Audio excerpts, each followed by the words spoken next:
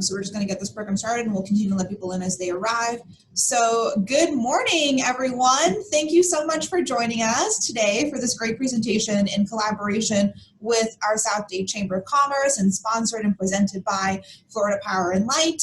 My name is Brittany Bassan. I'm the Executive Director of ChamberSOUTH, and I am so thrilled to have you all here and to see so many great faces and partners on this meeting. So without any further ado, I'm going to kick it over to Carrie Black. She is my colleague and counterpart over at the South Dade Chamber of Commerce. She's the President and CEO of the South Dade Chamber of Commerce. And Carrie, take it away.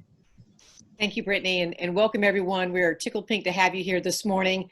We're very excited with the collaborative efforts that we have an opportunity to do, more so than ever before because of Zoom and COVID-19. And Brittany, I want to thank you for putting all the marketing together, and FP&L for their sponsorship, and for, more importantly, what they do for our community. It goes way above and beyond just providing affordable power. And I'll give you a little plug there, guys, from FP&L. We love you guys. They're very engaged in our community, and they're really doing everything they can to help not only just our members, but the community at large, especially the business community, to find ways to save money and to keep the lights on. And we're very grateful for that, especially as we come into our hurricane season.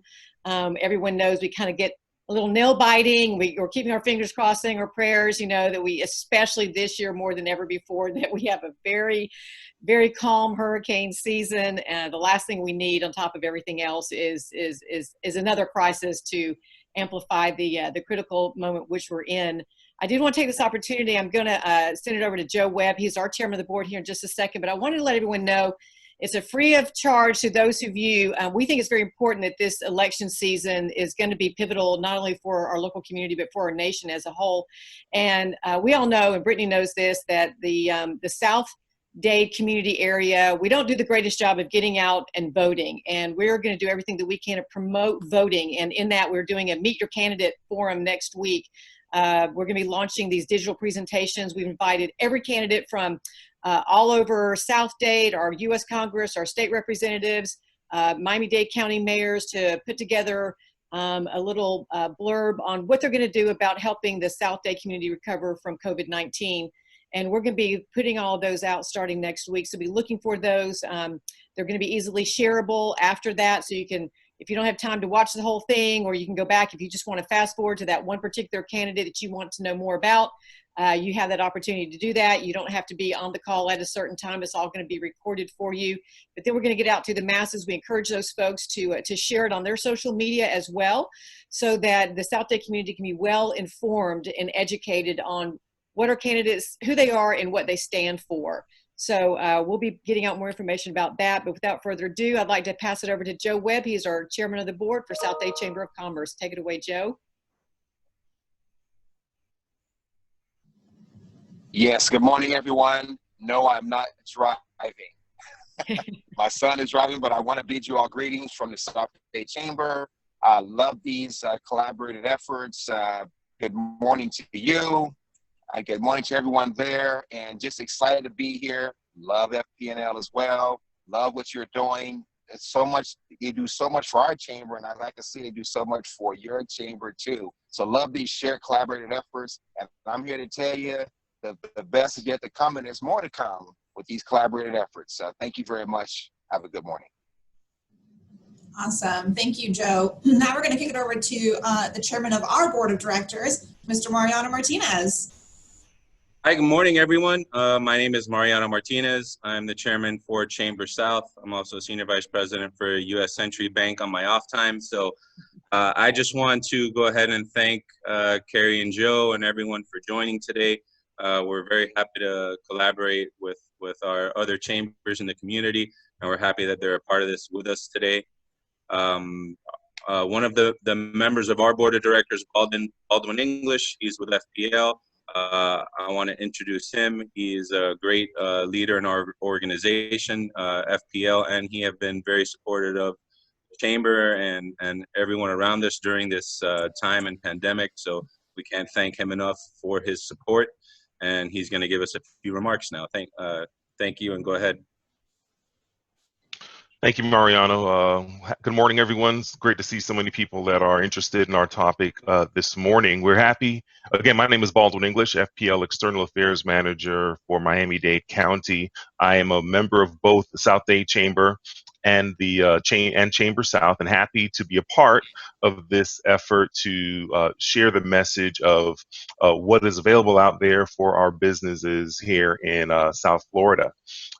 Certainly, we are all facing this COVID crisis together, and we have certainly noticed that a lot of people are struggling financially when it comes to loss of job or even reduced hours or furloughed time. So this is not it's really unprecedented in terms of the scope with respect to the late people unable to pay their fees at this moment in time, pay their late light bills and power bills. But we have a long history of working with our customers after major storm events and finding ways to accommodate them as we work to bring the lights back up and to accommodate those that may have lost their jobs due to other situations. In Florida, we have access to something that is called LIHEAP funding, and that is a low-income home energy assistance program. This is really outside of the scope of what we're going to discuss today in terms of the businesses, but I really want to appeal to you to help us spread the word that there is funding available for those that are struggling. There's about $40 million in this pot that is allocated to our area, and only $10 million has been pulled down by people that are in need. So that leaves $30 million that is available for people that meet certain income guidelines and qualify for the program. So we want your help. That's what I'm here to do. Just spend a moment to ask for your help to share this information within your network. We have about 5.5 million customers, and our customer service team has reached out directly to 2.1 million customers to share this information.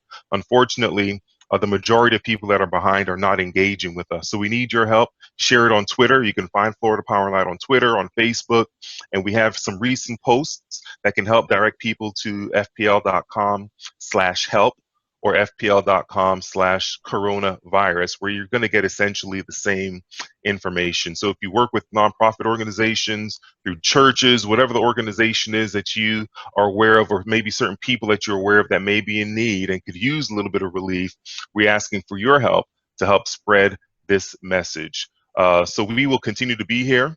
We are praying for there not to be an active hurricane season, and but if it does happen, we are prepared to deal with that as well, and we will be employing social distancing measures and so forth to ensure that we can get the lights up in a timely manner without being a contributor to spreading this awful virus. So thank you in advance for your support, and I look forward to taking part in a robust discussion today. Thank you, Baldwin. That's incredible information. Such a great resource that we need to get the word out about in our community. So again, we're gonna make all of this information available directly after this presentation. So we'll get all that information from Baldwin. We'll get all the resources from FPL, and we will email that out. So don't worry too much about taking notes or getting the right websites or the right acronyms. We'll get all that information out to you. So Mariano is going to introduce our keynote speaker in just a moment, but I wanted to remind everyone, we've done a few of these before. If you have any questions during today's program, please put them in the chat and we'll address all of them at the end of the presentation. So just go ahead and utilize that chat feature. Send us your questions. That's why we're here, and that's why these Zoom meetings are so great. You have the opportunity to speak directly with the experts and get your questions answered directly. So if you have any questions, put them directly in the chat. But Mariano, I'm going to let you introduce our keynote speaker. Yes, so thank you once again, Baldwin and FPL, for your support in today's event. I want to go ahead and introduce our keynote speaker today. He's Anthony Swan. He's a Senior Energy Solutions Specialist with FPL. He's been with FPL for over 19 years. His entire career has been directly related to customer service, field operations, and energy conservation. He was a residential energy expert for many years. This entailed going into a residential customer's home and helping them find ways to conserve energy. He then transitioned into the business sector into his current role as a business energy expert. This role is dedicated to helping small and medium-sized business owners find ways to conserve energy and lower their bills. His background in various customer service roles, along with his experience in energy conservation, with both the residential and the business customers, make him a valuable asset to the FPL team. So he's going to talk to us a little bit today. So Anthony, please take it away. Hi, good morning. Thank you for having me. And before we get started, I just want to touch on something that Baldwin mentioned. For the 2.1 million customers that we directly reached out to, that was part of the initiative I've been involved with. And we've not had a very good success rate in terms of customers replying back. There is funding out there to help with bill pay assistance on the residential front. So if you could please try to spread the message through whatever avenues that you have available, churches, social clubs, sports teams, anything at all, it would be very helpful. Because we have a lot of customers right now that could use some help, and they may not be aware that there's help out there right now.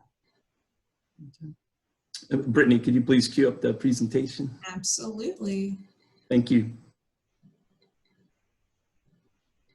All right. So first and foremost, please continue, obviously, social distancing, washing hands, cleaning surfaces.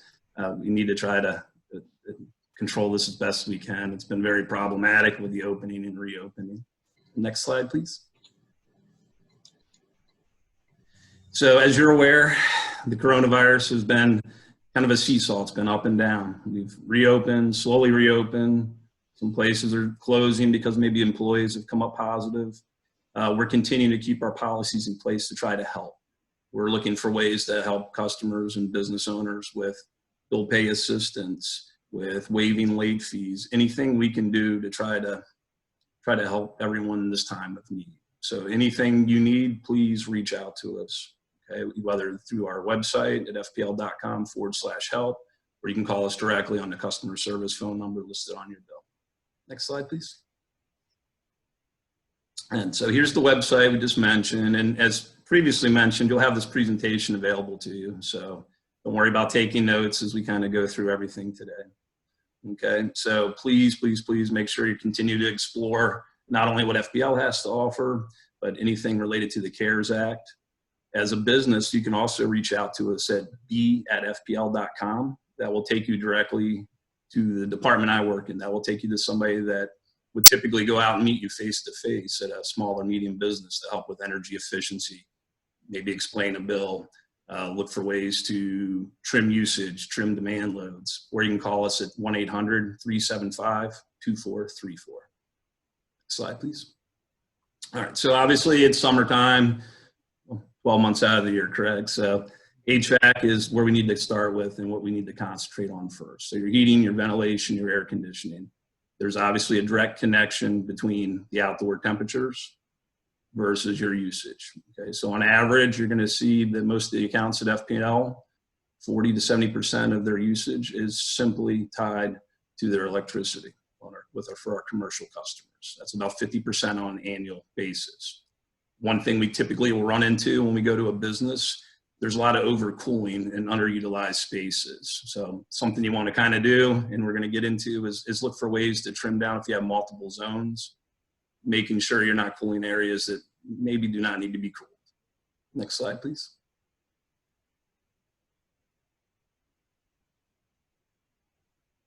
Okay. So generally, we're trying to get customers to stay around 65% relative humidity or less. That will keep you out of the mold and mildew issue for the most part. You get about a 3% savings per each degree you can raise your thermostat, okay? And that's on the HVAC side, and that's going to represent 40 to 70% of your bill. So you may not think 1 degree is a big difference, but if you can trim down 3% of that air conditioning cost per degree, it adds up quickly. We're typically recommending that most customers are going to keep their temperatures at 82 or higher when unoccupied. If you can, turn off air conditioning if you do not have an issue with humidity control. So take a look at office equipment, furnishings, whatever, maybe paintings, whatever you have in your office, make sure it can tolerate a higher temperature, which means a higher humidity. And if it can, raise it or turn it off, please, okay? Just be very careful because this doesn't always apply to every office, every setting, every business. Some businesses have to keep it at 74 that I go to. Some can do 82, okay? And when you can, try to beat the sun at its own game. Try to block the sun on the eastern, western, southern exposures. Use blinds, use shades. Maybe even consider window tinting if you have any exposure on those three. Next slide, please. One thing we highly recommend if I was to come to your business, programmable thermostats. It kind of takes the human element out. You don't have to worry about you forgetting to raise the temperature or forgetting to maybe lower it before you start your workday or open your business. They're also now password protected. So maybe you have an employee that likes it at a different temperature versus another employee. This takes them out of the equation. You have complete control. As you go through your HVAC system, consider every month checking the filters. You get your Florida Power and Light bill, go look at the returns, take a look at the filters, make sure they're clean. The cleaner they are, less draw, lower bill. The air conditioner is not going to have to work as hard, okay? Please make sure too you're having your system checked. Personally, I recommend biannual service, have them checked twice a year, maybe once in the fall, once in the spring. If your facility is shut down or unoccupied, make sure you don't have any outdoor air intake that was left on. Make sure exhaust fans were turned off because they're going to just simply suck your air conditioning right out and blow it away, okay? Make sure that your local codes allow for this, okay? That you're within that minimum makeup air that's required where you're at. Okay. Another organization that's great to visit is listed on this slide, which is the American Society of Heating, Refrigeration, and Air Conditioning Engineers. They can really help you if you're a little unsure what to do. Go there. They have a COVID outreach page as well. Next slide, please. One thing I come across a lot when I go into business is what we call plug load. We'll find a lot of unnecessary equipment that was left on, plugged in. Maybe you've even forgotten about it. And it could be something as simple as maybe you have your break room shut down right now because you don't want employees, congregating less than 6 feet apart. Consider turning off the water cooler.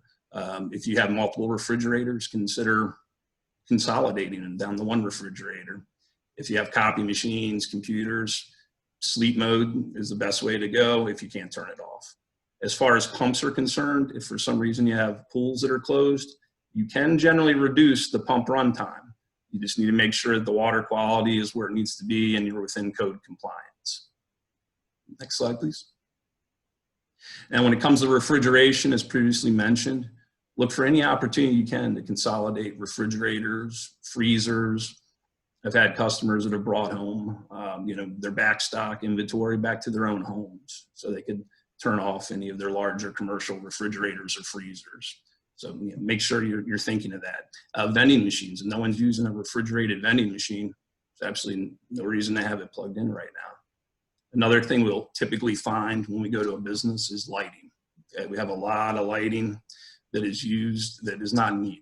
Okay, make sure you're in compliance with any safety or emergency lighting that's needed. Look for timers, make sure they're adjusted correctly.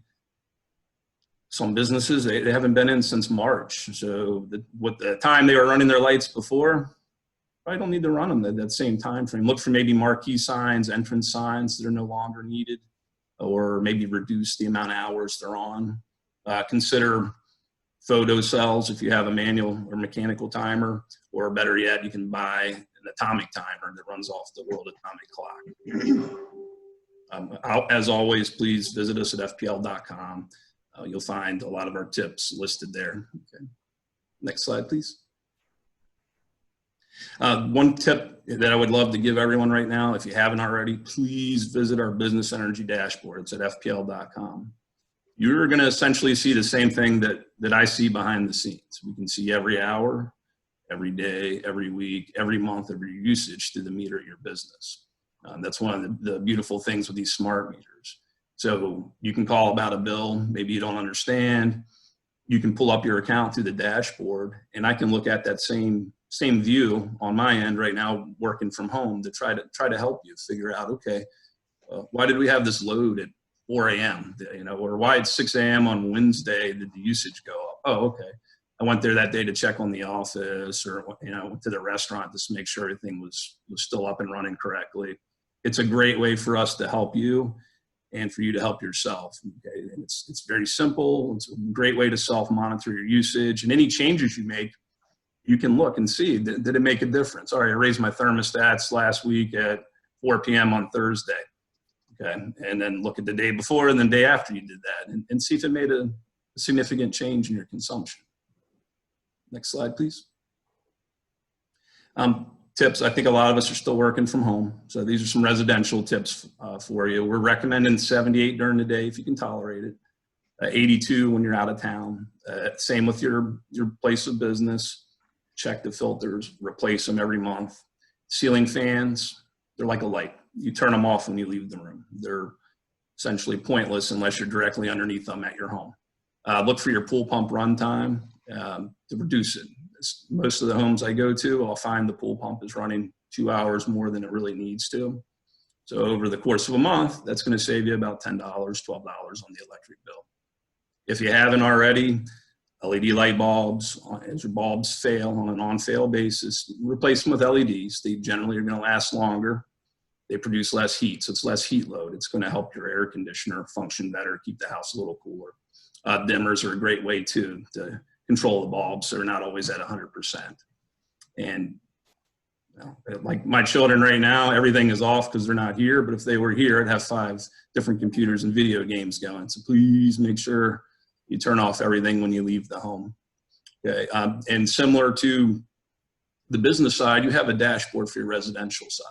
You can also take an in-home energy survey through our energy analyzer, FP&L.com. Next slide, please. One of the biggest hurdles that we typically run across with small and medium businesses is peak demand. If you're a demand customer, please pay attention. Okay, so demand is a term we use for how much electricity you're using at any given moment. Okay, most of our businesses have a meter that tracks and records your highest 30-minute level electricity demand for each billing cycle, and that's measured in kW or kilowatts. Well, the total amount of usage, electrical usage, is going to be measured in kilowatt hours. So that's what you're being billed at your home, just total consumption. So one of the comparisons we'll generally make between 2 customers is illustrating the example below. So both customers are using the same amount of kilowatt hours, 20,000 kilowatt hours over the course of 1 month. The first customer uses a steady amount of electricity over that 30-day period, while the second customer uses much of their 20,000 kilowatt hours in bursts over a few hours here, a few hours there, you know, 1 day here, 1 day there over that same month period. Next slide, please. Okay, so although they're both still using the same amount of electricity, 20,000 kilowatt hours, the second customer is being charged more for placing a greater demand on our grid, right? So as they put more demand on the electrical system during those shorter periods when their electrical usage is peaking, that's what they're being billed for, demand. So one really good tip at our website is understanding demand. If you're a demand customer, or if you're a new demand customer and you're not familiar with this, please visit that website, or you can contact us at the email earlier in the presentation. Next slide, please. So one of the best ways to educate a customer that's a demand customer when we go to their business is trying to make sure that we call staggering their load. So you don't want everything on all at once because your demand charge is going to be higher. You're using more electricity at one specific peak. You're going to pay more on the demand charge. So we're generally going to tell customers your normal course of business. It's changed a little bit during COVID, but it's similar. So what we're recommending now, so if you're getting ready to reopen your business, is avoid running all the air conditioners at once. We want you to stagger the air conditioning systems. If you have multiple zones, by turning on half of them 24 hours before startup, the remainder about 2 hours or more before the opening of your business. About 2 days before you open your business, if you have a water heater, refrigeration, etc., you want to turn all those on. So you're allowing the water heater elements to come on if they're electric, heat up, get rid of that 4.5, 5.5 kW for the water heater. Then the next day, you're going to bring on maybe 5-10 tons of air conditioning. Then they're off or at running temperature. Then you bring on the rest right before the office opens. So instead of maybe having 30 kW on all at once, air conditioners, refrigeration, water heating, you're kind of just staggering it, 5 kW here, 10 kW there. This meter is taking a 30-minute reading. So if you can avoid having everything running at the same time, you're going to significantly reduce your demand load. Okay. Next slide, please. As mentioned earlier, air conditioning is a big problem for us if it's not done correctly, especially at restaurants. any electric cooking equipment, exhaust fans, outside air makeup systems. You want to let that air conditioner cool down the business before you start all this. It's going to increase heat load. You're going to exhaust the air conditioning. So give the air conditioner a chance. Use that programmable thermostat. Have it run for a couple hours before you show up in the mornings, especially restaurants. So before you show up to start prepping food and getting everything up to temperature, make sure you're already at that temperature that you want the air conditioning to be at, okay? Same with office equipment. Try to stagger the loads. You have 20 computers. Maybe you have 4 employees that come in earlier. Just have them turn their 4 on. And then maybe you have a second shift or another group of employees that comes in later. Then have them turn theirs on when they arrive. As far as lighting, we see a lot of over lighting. Make sure you're only lighting the areas that are needed because they do create heat. And that's going to affect your air conditioning runtime and increase that heat load, okay? If you have any irrigation that's running that you're unaware of, you know, start thinking about it. Okay, we've had a lot of rain. Do I need to run this? Or if you're a demand customer, please don't run the irrigation at the same time the air conditioners and everything else would be running. Have it run maybe 1, 2 in the morning when the air conditioners are likely not running. Okay, next slide, please. This is just a brief overview of things we're probably all very familiar with now as far as the Paycheck Protection Program, some of the Economic Injury Disaster Loan, SBA Express Bridge Loan, SBA Debt Relief. We've left this up as it continues, as this process continues to evolve. Next slide, please. And we just want to make sure you understand we're in this together. We're going to continue to focus on delivering you affordable customer power and being as reliable as we can, right? And we also want to let you know that you can reach out to us. The information you see on this slide was mentioned earlier, okay? b@fpl.com. That's how you get a hold of somebody like me, or you can call us at 800-375-2434.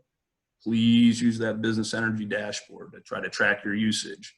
You have a Wi-Fi thermostat, it more than likely has runtime. You can see the air conditioning runtime on your app or device and kind of see how it directly correlates to the business energy dashboard in regards to your usage.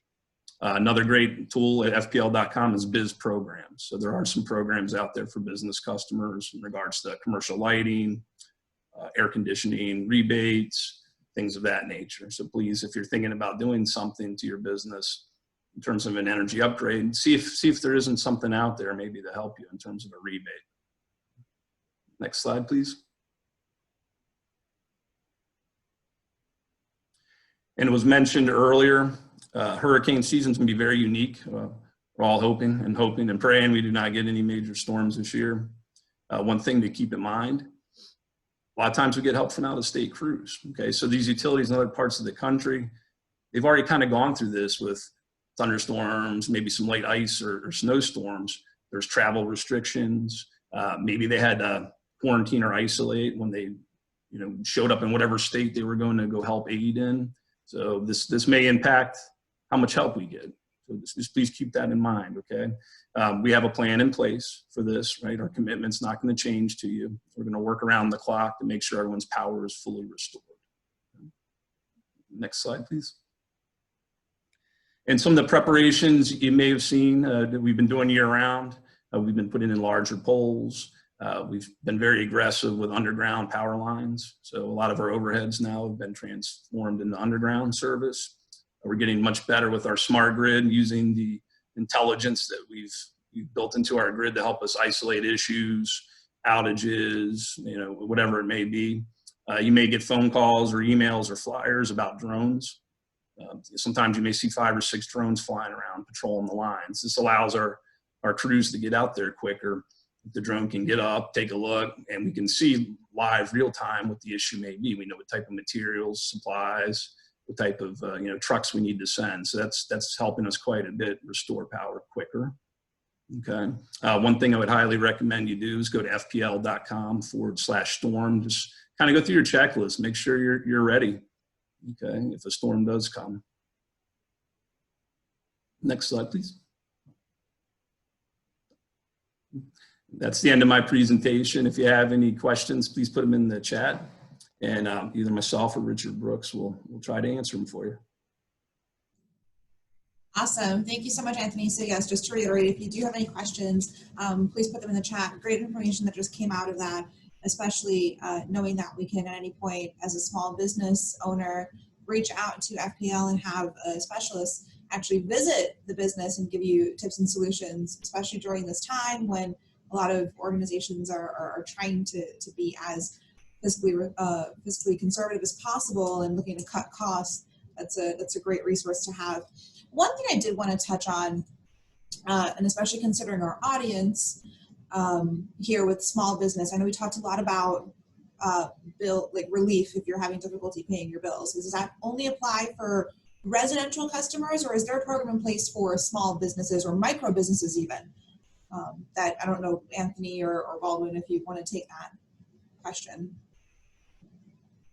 Sure. Yes, we have programs in place, and we work with the business the same as we would a residential customer, in terms of maybe waiving late payment charges, trying to set up payment extensions, doing anything and everything we can to try to help them through this process. It's been very difficult. That's Baldwin and myself. That's why we're kind of pleading for everyone to get the word out. It's pretty bad, So we do have some different measures we have in place for small and medium businesses as well. Just as we would residential. Please just reach out to us. That's the best thing to do. Because each situation is going to be a little bit different. So there's nothing that's like set in stone kind of blanket policy. Call us so we can discuss it, or email us.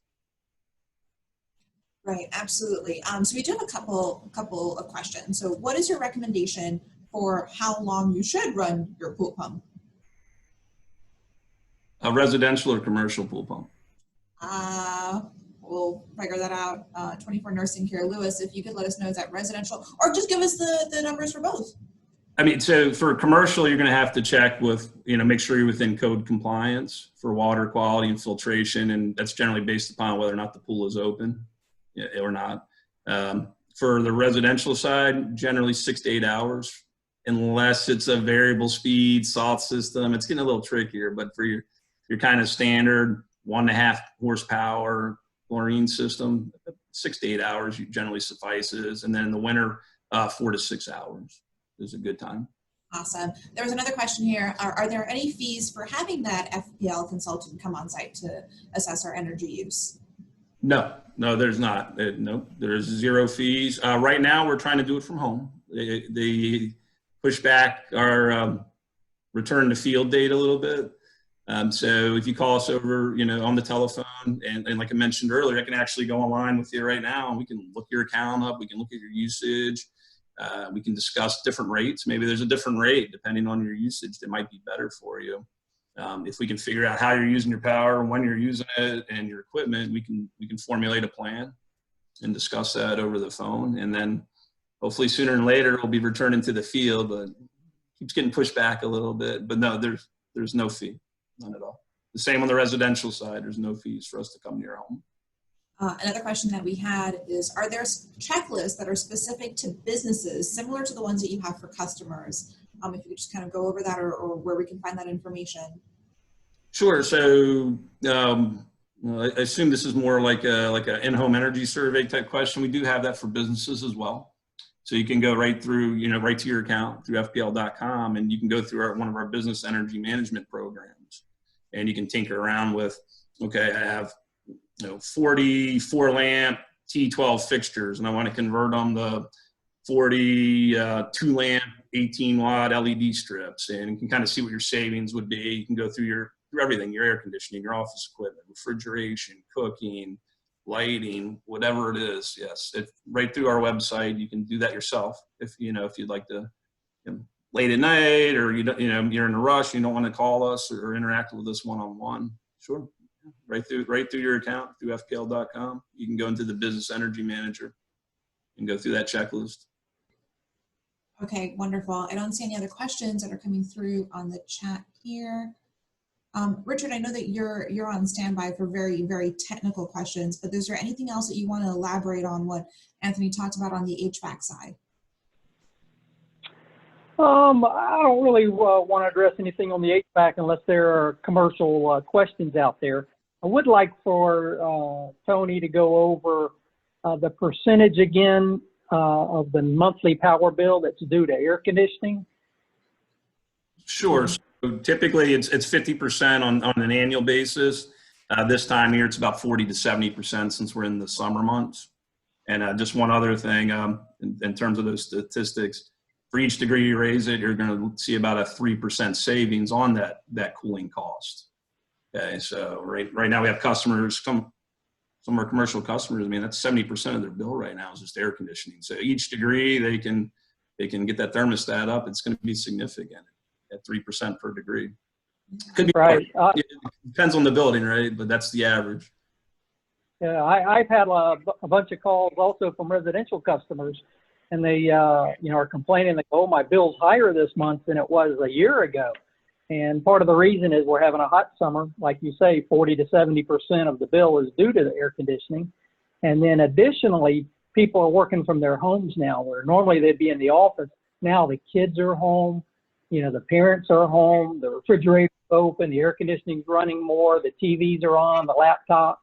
And so the power usage is higher than it was a year ago. So, people are struggling with that. But that's all I have, Brittany. Okay, perfect. Thank you so much, Richard. Yeah, and You're welcome. Anthony, Tony, now that I've spent almost an hour with you, you mentioned 78 degrees if you can tolerate it. So that's kind of the number that you're looking at. I have mine at 80 right now, but that's not the norm. Yeah, 70. I see a lot of 75, 76 in residential homes. That's typically what I see. But we're trying to get you to around 78 or higher.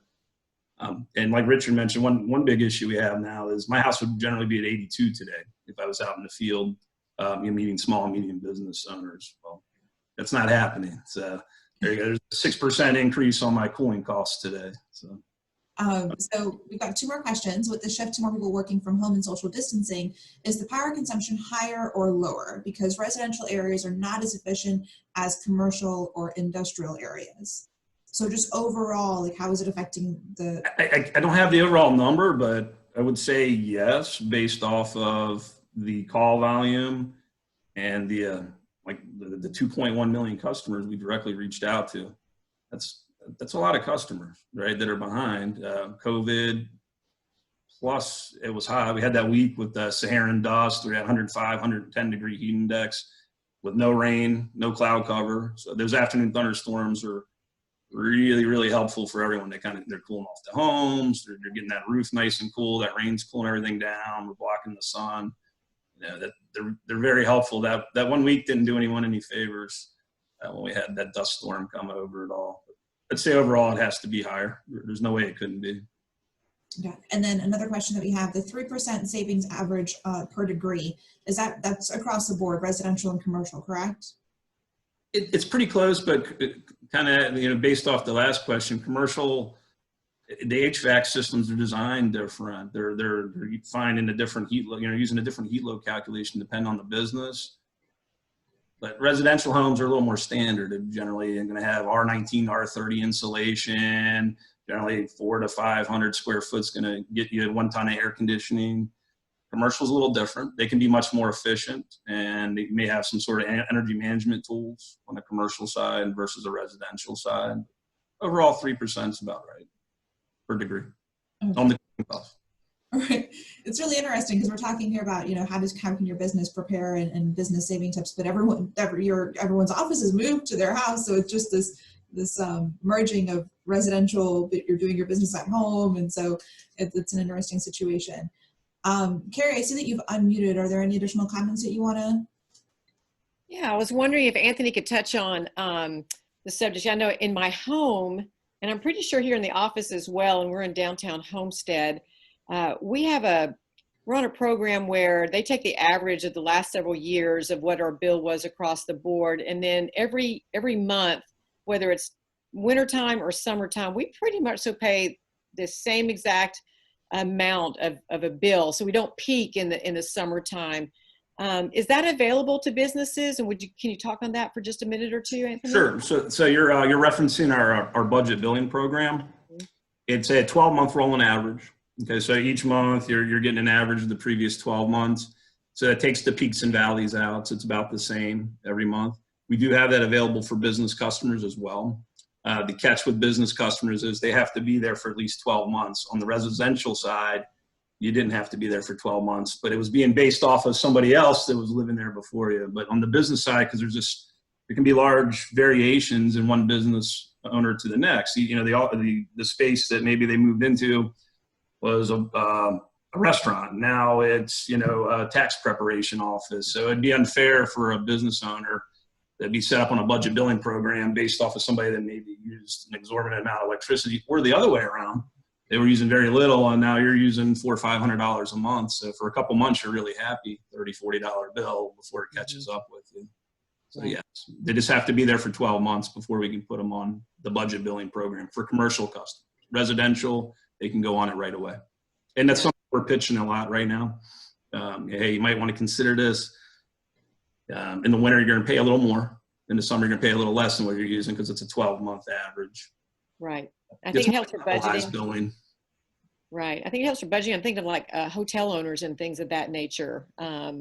I think sometimes their peak is actually in the wintertime when we have so many tourists and things of that nature. And then it actually drops down a little bit in the summertime. And I don't know how they book their hotels. Maybe they, if they know there's not as many, they keep them all on one side of a hotel or the other. So they're not running. But I can only imagine how much a hotel owner has to pay, because I think every individual room has its own system on how cool they can get it and that kind of thing. So I'm sure it's all factored in the pricing, but just any little tip, you know, to help our business owners to level out their budget and to not have any surprises month after month is always a great financial plan to have, you know, and especially for us who have board members and we're trying to explain our budgets, right, Brittany? Like why something else. I was like, wow, we're getting ready to do budget season. Yeah. That's a great tool. Yes, absolutely. Yeah, it really is for budgeting. It is. So thank you. I would like to throw something out there in regards to the budget billing. If you're on that program, please look at the usage, because we have a lot of customers that are going to go straight to the dollar amount they owe. It's a 12-month average. So they may have had some sort of equipment malfunction. There might have been some sort of variation in business operating hours, and they didn't realize that their usage maybe is up 4,000 or 5,000 kilowatt hours. Something's not right. It's going to take a couple months because of that 12-month moving average before they all of a sudden get the sticker shock from that, you know, larger than expected electric bill. So please still monitor your usage if you're on that program. That's one thing I've noticed over the years. Customers will go right to the dollar amount and not necessarily pick up on possible malfunction or some sort of change they were unaware of until a couple months later when it catches up with them on that 12-month average. So just continue to monitor your usage if you're on that program. Good advice. Absolutely great. Okay, so I know that Baldwin put a link in there for businesses on energy saving checklist. I do not see any more questions in our chat, and we're always very conscious of staying either within our time or under it. So we're about 8 minutes shy of 11 a.m. and I think that we've had a great panel. Thank you so much again to Baldwin and FP&L, Anthony, Tony, Richard, Carrie with the South Dade Chamber. We love doing collaborative events with you.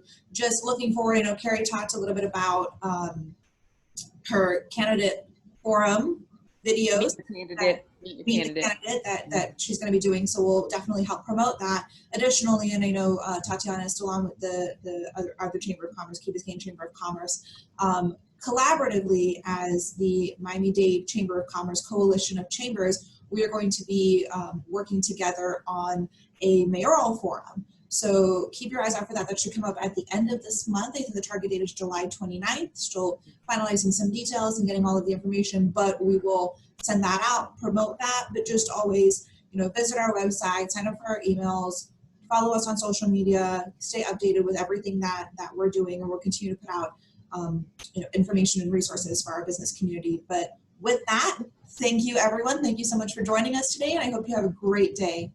Thank you. Thank you for having us. Have a great day. Everyone. Thank you, everyone.